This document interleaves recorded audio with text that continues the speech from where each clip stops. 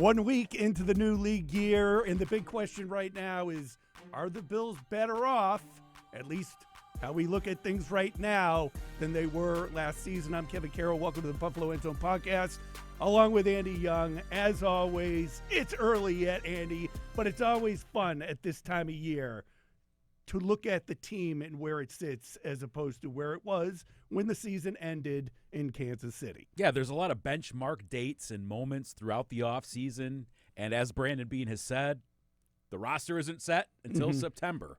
We've got a long way to go, but we're kind of looking at the ladder as they build and build and build this offseason to see if this is a team that can potentially get over that hump. They're so close, right?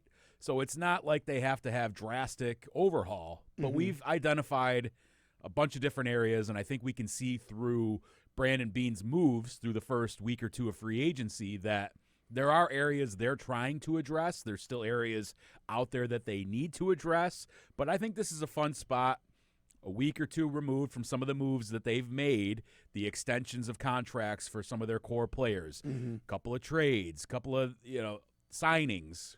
Where are they right now, and how does that fit into what they need to do for the rest of this offseason with the draft a month or so away? Yeah, and this is the time of year where you're always checking to see if something else has happened.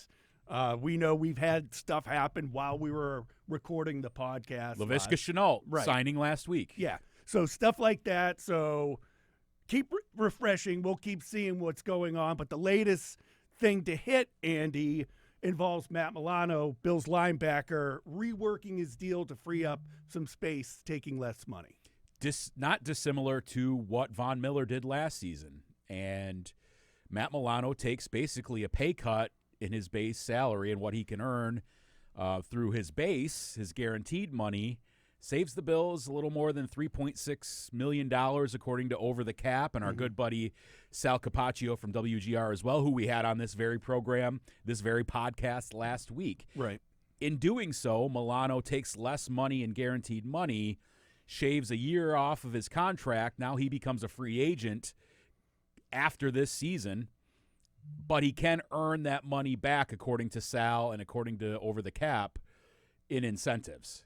So he can still get paid what he was going to get paid, but to save the Bills some cap space, they shave a year off his deal. He can then hit free agency and get a new contract. I think the Bills were probably going to move on, potentially. Is this almost like not a prove it deal, but kind of see if he's still the Matt Milano that was the all-pro Matt Milano? I just think it's a deal that he's still an important piece to them. They want him this season when they're in this Super Bowl run. But at his age, with his injury history and what his salary would have been next season, right, there's a good chance that he may not have been back at that same salary next season, whether that would have been a pay cut then, a release and restructure, any of those sorts of things.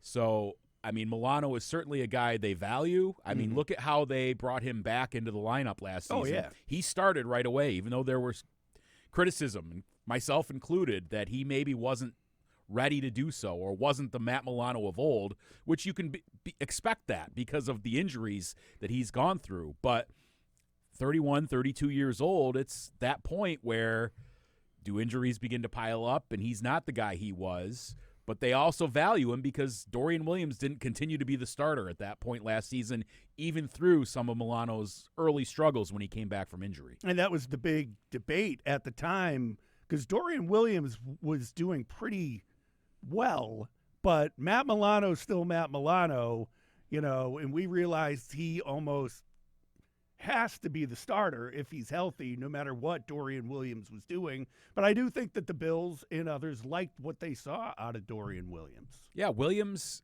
improved as the season went on. He improved certainly from his previous season when things were going south, it seemed, in the playoffs, and he wasn't effective in certain coverage schemes. He wasn't effective in terms of being fooled sometimes by misdirection or motion.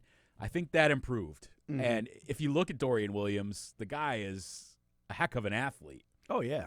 When he's able to pin his ears back and fly towards the ball and go make a play, he's very good. Still has a ways to go, though, about learning how to diagnose defenses, understanding where the ball is going and where he needs to be. I think that improved, and you saw that. However, Matt Milano is still a very good player in the NFL, but he's getting up there in age. He has an injury history now, and this kind of works out for both sides, right? Saves the Bills some cap space, which they needed to get cap compliant and to make moves, to do some of the things they've done this offseason, gives them flexibility after this season. Do you want to bring Matt Milano back? Say he has a great year. We can keep bringing him back on one-year deals, whatever that is.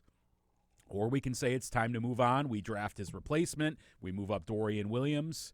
However they might want to handle that situation. And for Milano, he still can earn that money through the incentives, gets to free agency a year sooner, and can have a chance to get another payday towards the end of his career. Seems like a good move for both sides and will work out in the end for both parties. We're talking about if the Bills are better off right now than they were at the end of the season. Andy, we're going to dive deeper into that. But if you look at the linebacking core now, Terrell Bernard, he gets a new deal. Matt Milano restructured. You have Dorian Williams in the mix. So that linebacker unit is basically the same. And here's going to be the interesting part. Who's the backup middle linebacker? Is it Balin Spector, who's struggled to stay on the field and who has dealt with a lot of injuries? Or could it be Buffalo Joe Andreessen? Incredible. Yeah, that could be a real training camp battle as we progress through the offseason and into going to St. John Fisher University. Does Buffalo Joe get that spot behind Terrell Bernard? I think he can make a case for it already. Right. I think so. He's been available. When he's been on the field, he's played pretty well for the most part. Good at special teams. Obviously wants to be here. Yes. His nickname is Buffalo Joe. Lives with his parents. Still. It's awesome, man. Great story. I think that's going to be a fun and interesting battle. Do the Bills draft a linebacker at some point, knowing what's up with Milano or wanting to get better at a backup middle linebacker spot, right?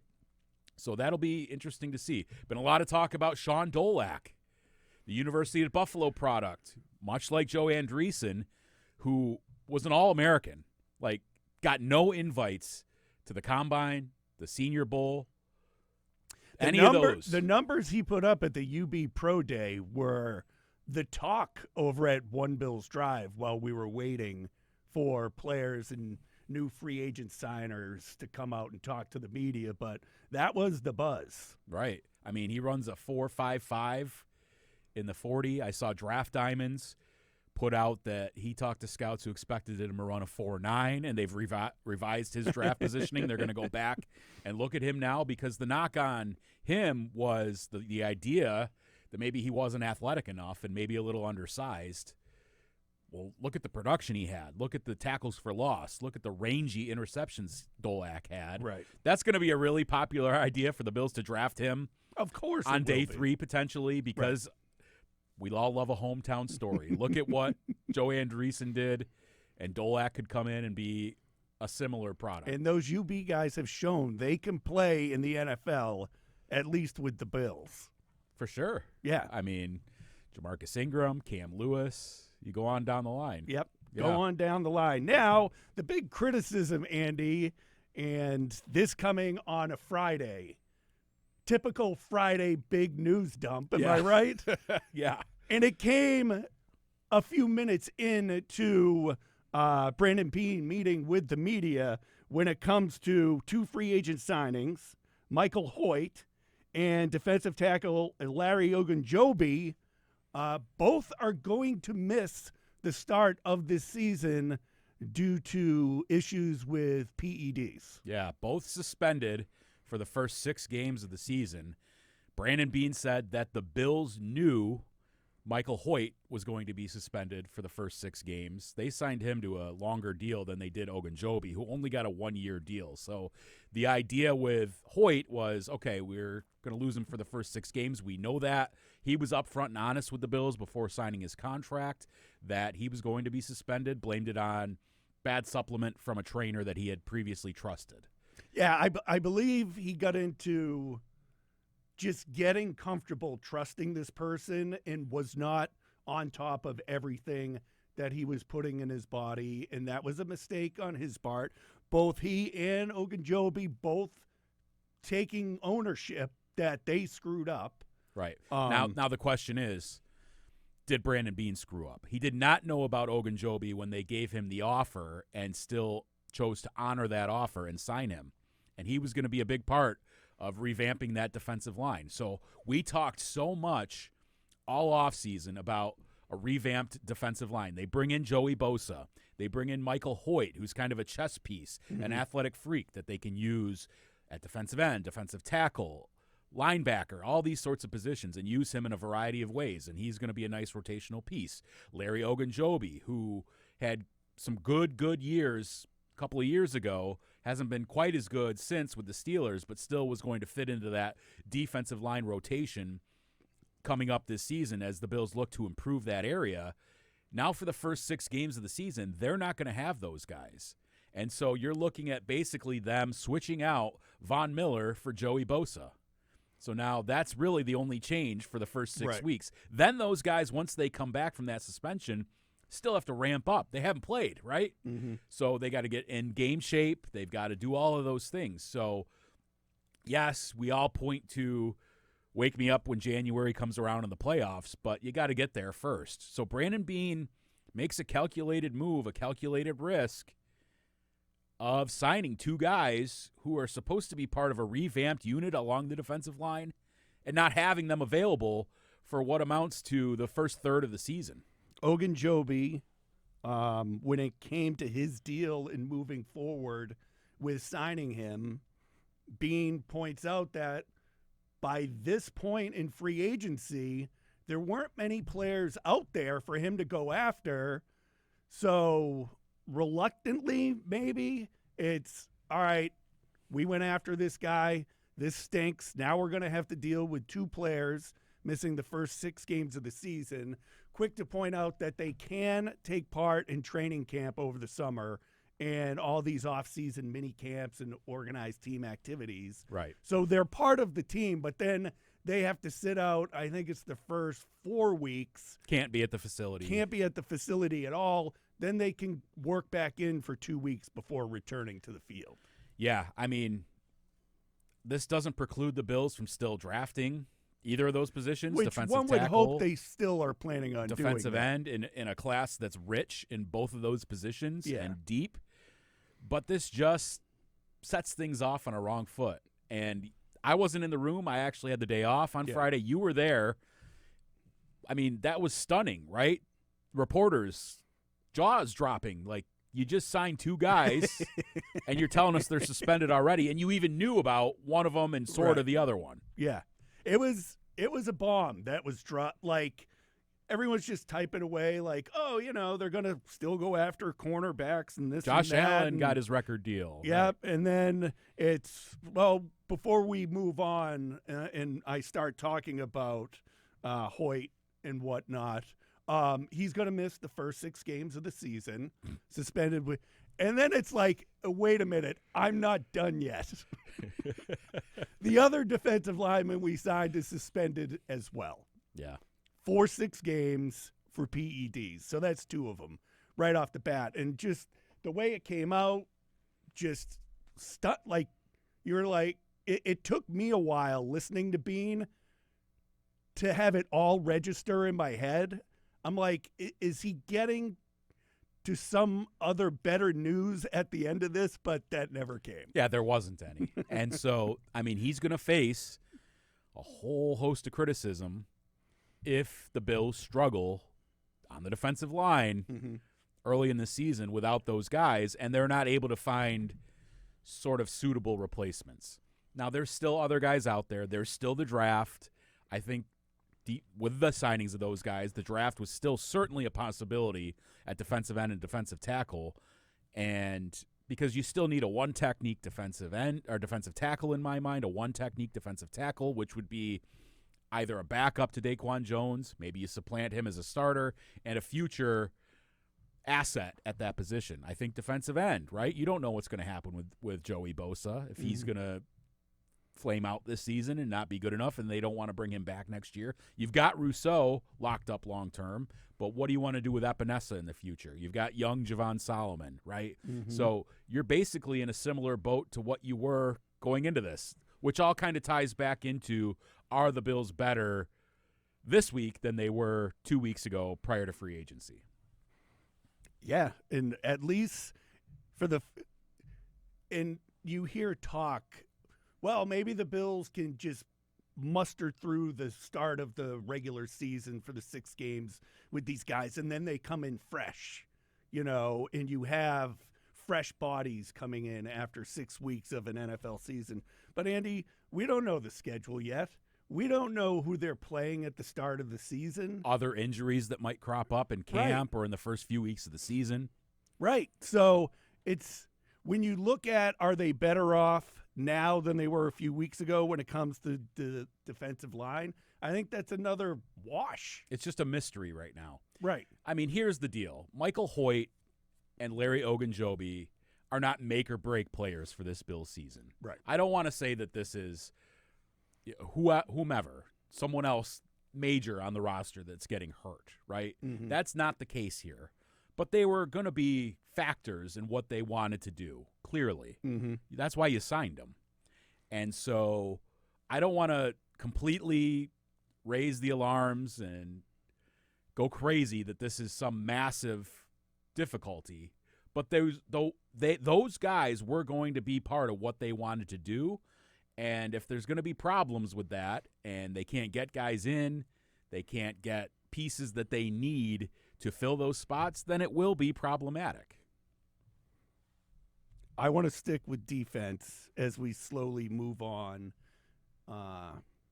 Dane Jackson back with the team. That was something that happened towards the end of last week, Andy. But the cornerback position is still concerning at this point for this Bills team, aside from Christian Benford.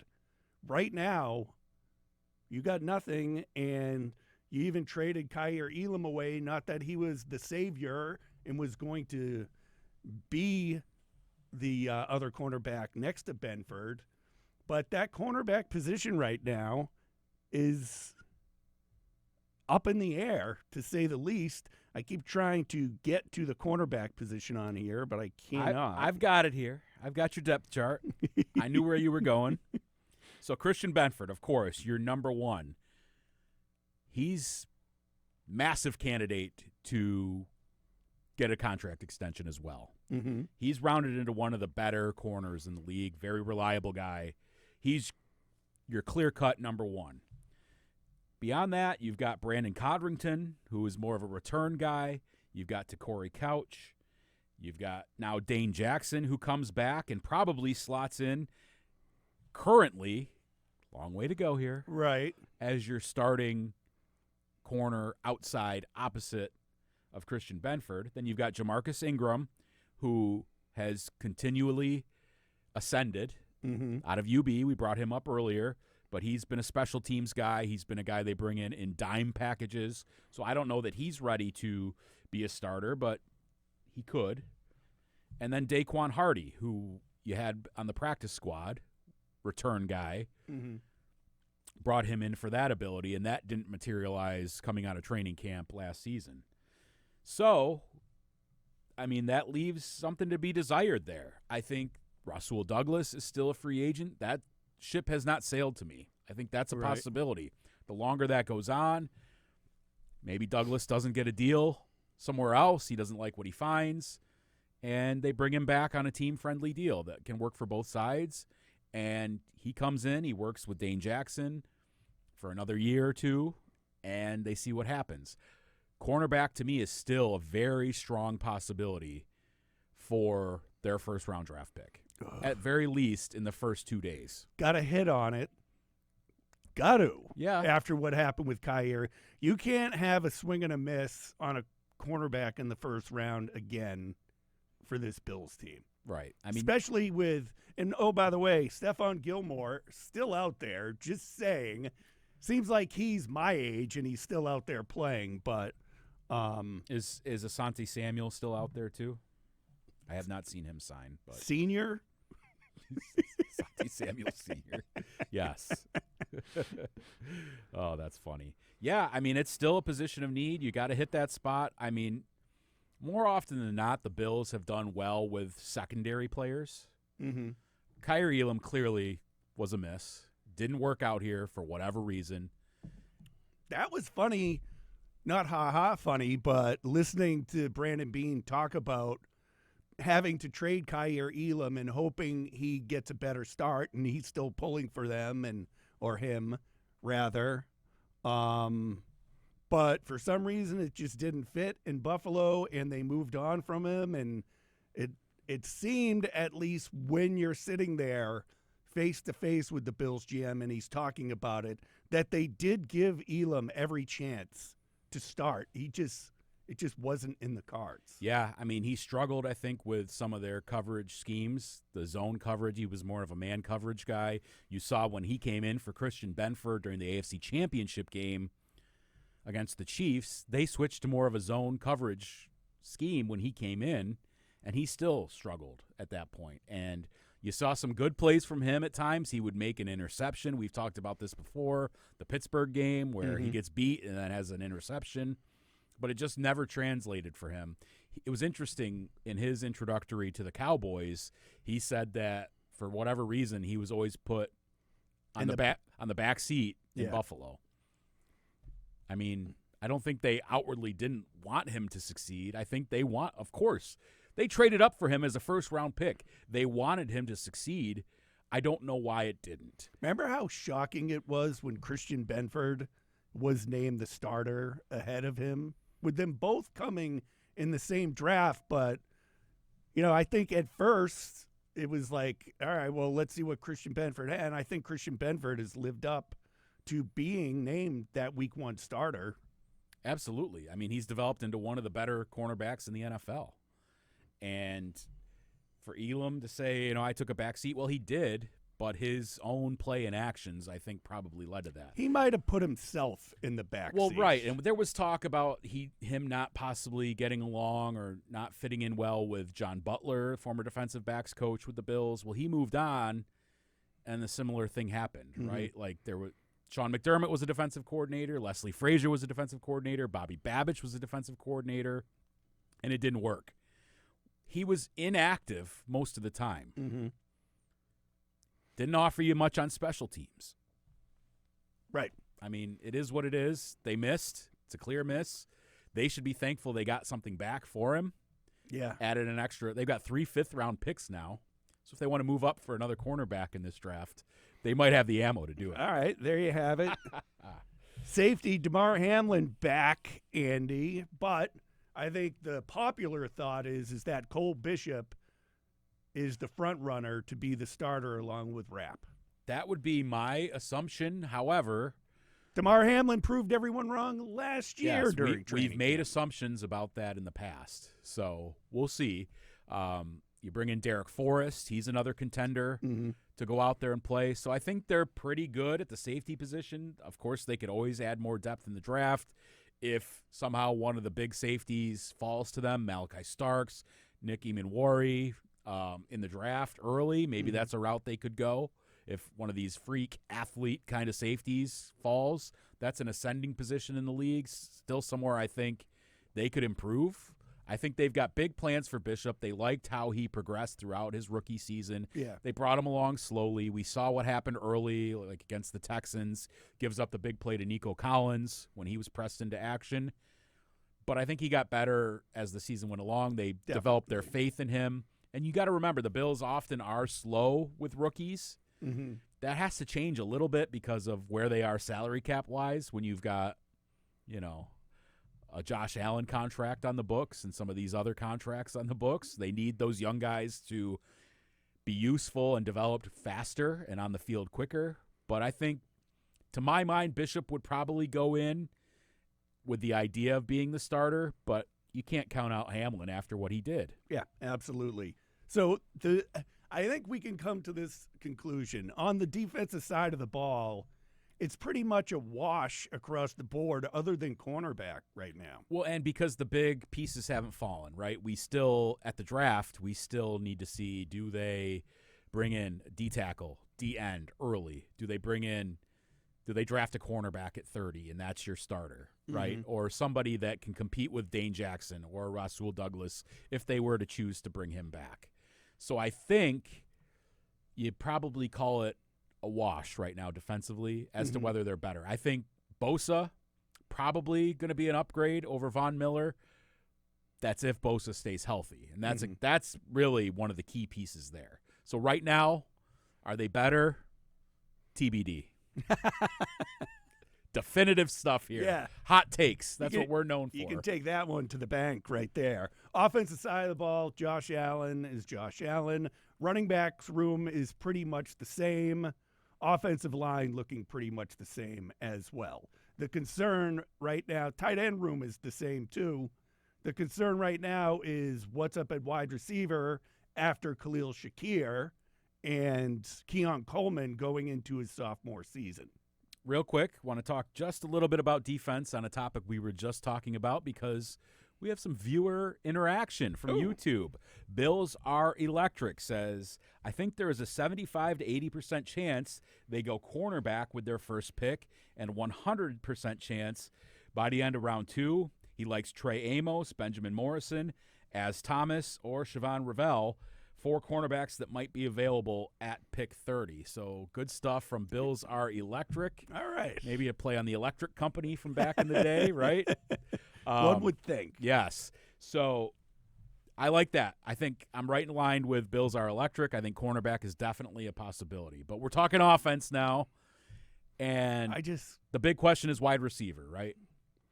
Yeah, I mean, that's everything else is the same. Right. On Offensively. the offensive side of the ball. Yeah. So they bring in Joshua Palmer, who's going to give you some route running, who's going to give you some downfield ability.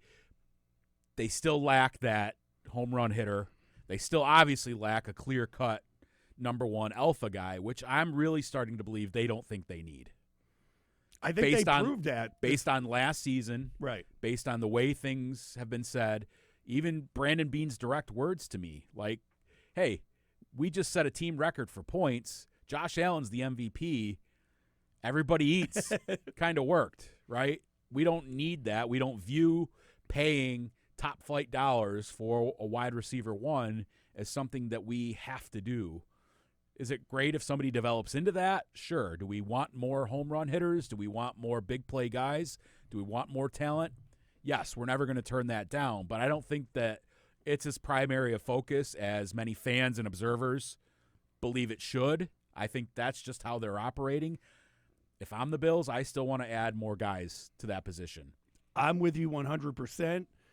When you think of big-time receivers on the Chargers over the past 10 years or so, Joshua Palmer did not jump off the page to me when you think of the guys Herbert has been throwing to and stuff like that. But as you look more and more into it and see what Palmer brings to the table and what kind of wide receiver he is and how that would fit in opposite of what you have with Khalil Shakir and Keon Coleman, it's another nice piece added. And I will say this, with some of this stuff, sometimes it's interesting to hear how upset fans of another team are that they lost this guy.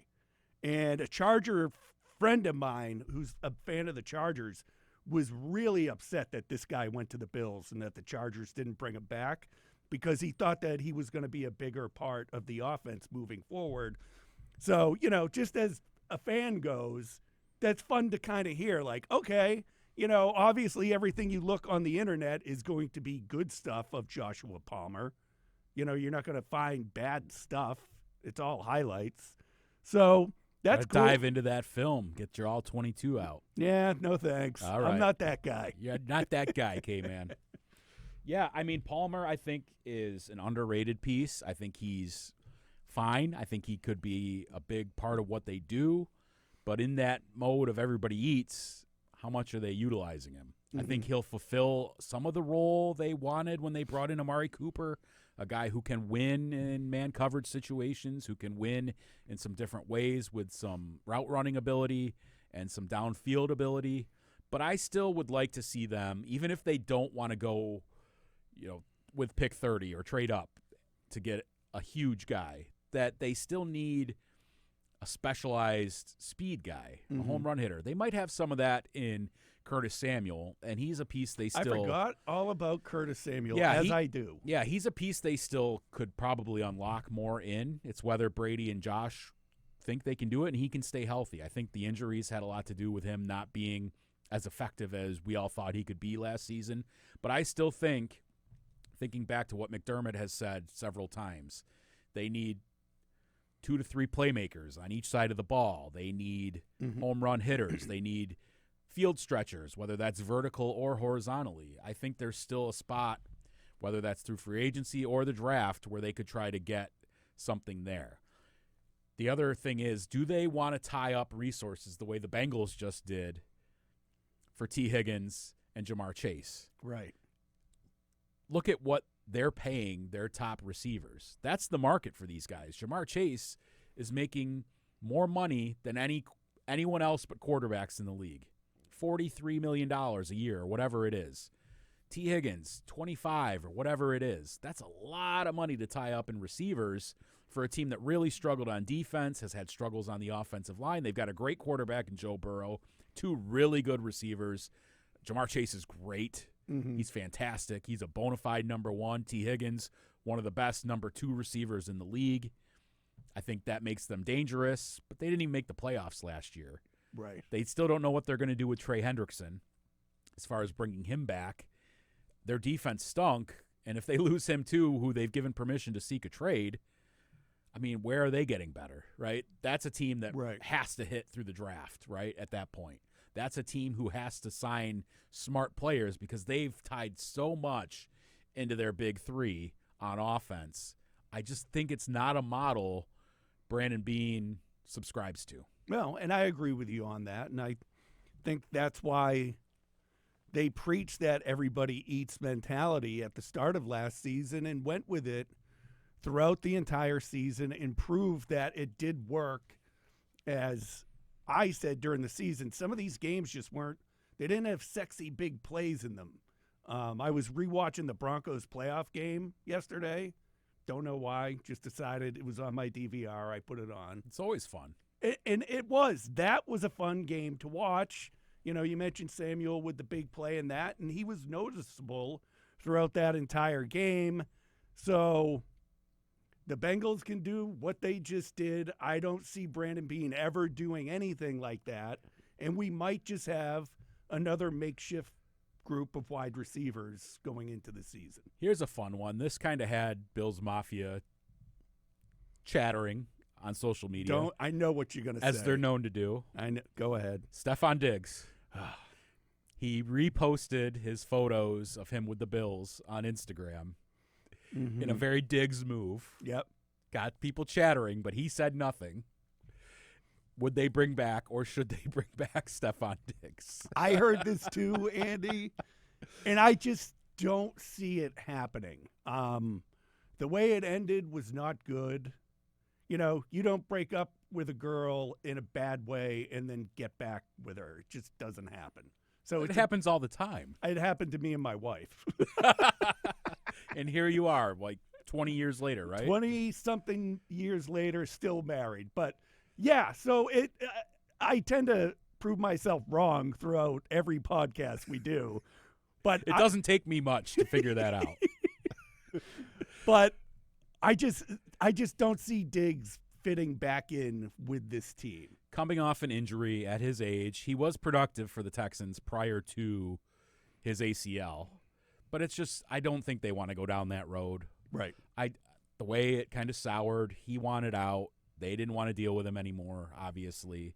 They got a second-round pick out of it. But it would be hilarious if he re-signs with them before they've even used that second-round pick. So they basically they ate the $30 million or whatever it was on the salary cap last season, get him back much cheaper and a second-round pick out of it. I don't see that happening, but that would be hilarious. Yeah. Who knows? I don't see it happening, but who knows, Andy, at this point. Also, Laviska Shenault, as we were recording this last week, mainly a return man, but I do recall him playing a little bit of offense against the Bills when they took on the Seahawks. Yeah, I mean, he's a guy who had some success earlier in his career when he was with the Jaguars, a little bit with the Panthers, but really has been relegated to a kick return role. That's not a position where you would think they would have just a kick return guy because he does not return punts, never has. Mm-hmm. So do you have a guy whose only purpose is to be your 5th, 6th wide receiver and your kickoff return guy? Now, granted, you have 2 kickoff return guys on the field, new special teams coach. Do they want more out of what they got in their return game than they had last season on kickoffs? There's been some talk about the competition committee moving the touchback to the 35, so that would entice more teams to kick it in play in the kickoff return zone. And so do they value that? I think it also boils down to you just need bodies. So you take shots on guys, right? Like last year was Claypool and MVS. Like you bring in guys with some pedigree, with some athleticism that could fit a role, and you see what happens. There is a possibility, though, that he tries to become just a kick return guy, and then he's your depth 5th, 6th wide receiver. I don't know. And again, there's all this stuff during this time of year, and then you go through training camp, and cuts come, and players that you thought were going to be on the team aren't on the team, and players are starters who you didn't think were going to end up starter. But again, it's this time of year. This is fun to do. I think my conclusion to this, Andy, is that the Bills are almost the same team across the board with a few different faces taking roles that were taken by other players last year. I will say this. I think what's really sneaky good about the offseason is the way that they've locked up their core to what will probably be team-friendly deals as the salary cap continues to go up, and they unlocked some salary cap space perhaps in doing so and offer themselves some flexibility. But you look at locking up Bernard, Shakir, Rousseau. Obviously, you're going to tie your wagon to Josh Allen for as long as he's a prime productive player. They're going to go as he goes, and you've got him locked up through 2030. So to me, I saw a lot of analysts say quietly the Bills have had a really, really good offseason because they've locked in their core pieces at team-friendly deals. And then they can just add these one-year contracts. They can draft guys to bring in to the fold and make them better overall as chess pieces. A Bosa, a Joshua Palmer, an Ogunjobi, a Hoyt, whenever they're ready to play. and supplement your team that way. I also think that it gives them flexibility in years moving forward. They didn't do a ton of restructures on guys like Deion Dawkins, Dawson Knox. They got themselves free of Milano potentially if they want to move on from him after this season. So the future looks bright in terms of their core being together. Now it's about supplementing it. So from that regard, I think those are good things. There was no drastic cuts. Like salary cap-wise, they're in a much better spot than they were. So I think, again, jury's still out on are they overall better. I think there's a chance that they are, but the standard that they've set already is pretty darn good. Coaching changes, too, I think could help. Better at special teams with a new special teams coordinator. Right. Better in the strength and conditioning area. I liked Eric Ciano, but, maybe he wasn't doing the things he needed to do. Need to get a punter. But if you have Josh Allen, I think punter is way low. Arm punt. Just throw an interception in the end zone, and everyone will lose their minds about it when it's 3rd and 26, and he heaves one into the end zone to Keon Coleman, and it's picked off, and everyone says, see, Josh Allen, turnover machine. That's so 3 years ago. Right. All right, we'll move on to 3 and out, and we'll stay with the wide receiver theme and the Bills. Mac Hollins goes to the Patriots, Andy.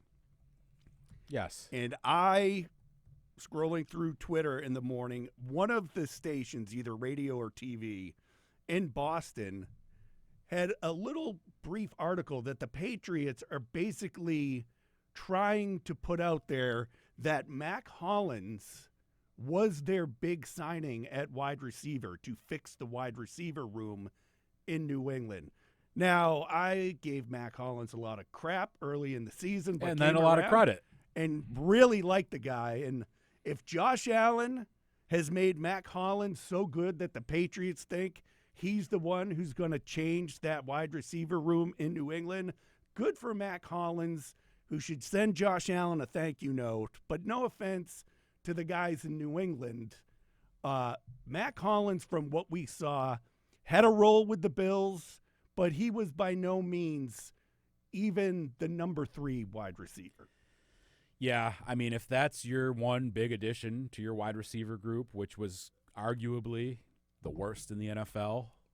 Just trash. Not good. Keyshawn Boutte, Kendrick Bourne, Demario Douglas, Jalen Polk, Javon Baker, the rookies that did nothing for them last season. Mm-hmm. And then you add Mac Hollins to that group, and that's your move? Right. Good luck, Drake May, who had a nice season despite that.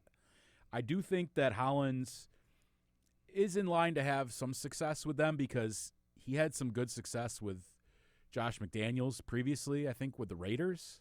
Okay. And he's the OC now again in New England for the 13th time. I wish Mac Hollins well because he really grew on me. But he is not the answer for them. Right. He's not the same. Or at least they shouldn't think he is. Right. Or present that he is. And this is no Mac Hollins slander. Right. No shade to Mac. But you have a young quarterback. Take the Bills, for example. They went out and got Stephon Diggs to help Josh Allen. Bringing Mac Hollins in does not help out the Patriots' young quarterback. Even you take away Diggs, which was massive. The year before that, they brought in John Brown and Cole Beasley, who were massively productive players for the Bills in their time. And, I mean, Beasley was huge to Josh Allen's early success in 19 and 20 and 21, growing in that role. Fun to watch, too. Yeah. All right, it's that time of year, Andy. NCAA tournament underway now. Brackets. It's all about brackets. Last year we were doing bracket podcasts even. Did you fill out a bracket? I didn't. Do you fill out brackets? Are you just I not? don't usually. And I don't know why. I kind of just stopped doing it. There was a time where I stopped doing fantasy football, too. I've gotten back into it pretty headlong. But the bracket thing I never win. I'm not good at picking them. Right. I don't follow it enough. And people will be like, oh, well, my wife picks based on uniform colors or the handsome head coach or whatever it is. But I would like to think that I know something about sports, and the bracket proves me wrong every time. See, I'm not a basketball fan. I am a hockey fan. Like, so much that... Those don't have to be mutually exclusive. But, I mean, I'll get into the NCAA hockey tournament. I just grew up playing hockey in... we've gone through this ad nauseum on this podcast about how I didn't understand basketball enough to become a fan of it, and I'm just holding out and saying... Put the ball in the hoop. But filling out a bracket is interesting to me. It will make me want to check out the tournament. See, you like to bet the ponies, too, for the Triple Crown races. Yeah. I'm not into that either. So that's weird. It is weird, Yeah. but that's what being a sports fan is all about. I did tune in last night to watch North Carolina against San Diego State because of all the hoopla about North Carolina not being deserving to be in the tournament. So they promptly rocked San Diego State. I have Duke beating St. John's in the championship game. Okay. And I hate Duke, but... Our buddy Casey Bortnick will love to hear that. Yeah, he loves Duke. What you watching, Andy? Here's what I did on my day off from marching in the parade, the St. Patrick's Day parade. I watched Happy Gilmore. Got a notification that Happy Gilmore 2 is coming out in late July. Love it. With our buddy Chris McDonald, Shooter McGavin, who that's right around the time of the golf tournament when he joined us last year, Jim Kelly's charity golf tournament over in Batavia. So maybe Chris will be out here again. We'll get him back on. That was fun. When Happy Gilmore 2 comes out, but I forgot how legitimately funny the first Happy Gilmore was. So good. So many, and I'm sitting there with my wife being the typical guy saying the lines before they say it in the movie, and she's getting mad at me because I'm ruining it, but I hadn't seen it in so long. Just really good. Yeah. Happy Gilmore is a classic. That's one of those movies where if it's on, you're watching it. Yeah. In the vein of The Godfather, which you don't watch. Or Old School's one of them. Goodfellas. Right. All these different movies. Shawshank Redemption's on too much, so. Yeah. We were talking last week, I think. Are you possibly going to watch The Sopranos? I'm trying to get my wife into it. Yes. Did you start it? No. Or just you're broaching the idea? We talked about it. Okay.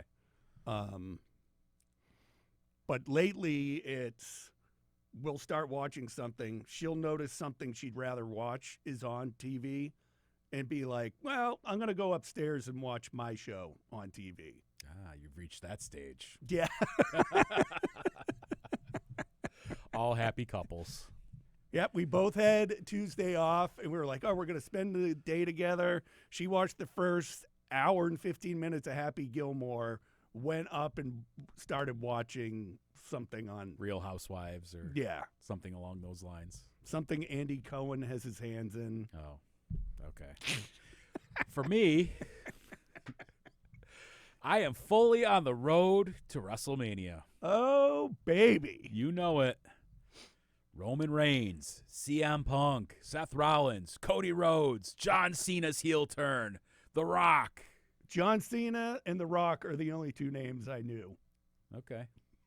Well, we are fully on that train. That's great. My son loves it. He cares now more about it than I do, which is slightly annoying because that's what he wants to talk about all the time. Love you, Juge. But, yeah, that's honestly what I've been watching. A little bit of sports here and there. Yeah. It's that time of year. I had the Sabres-Bruins on the other night. That was actually a good game. Yeah, Sabres coming on a little bit here. Of course. I think they got to win like 18 straight to get to 90 points. Here we go. Just do it. Yeah. So that's where we're at. We'll stay tuned for all that's going on with the Bills. And Andy and I will be back here next Wednesday. Typically. Yeah. Unless something else happens. Major signing, major trade. Somebody gets suspended. Maybe we'll be back. Yeah. Sooner. Before we go, make sure you like, comment, and subscribe. The YouTube links. We had share those YouTube links. We had a viewer. Bills are electric. Join us with a question. We'll answer more of those. Hit us up on X, Facebook, wherever you watch. This has been Buffalo End Zone for another week. Bye, everybody. Thanks for joining us.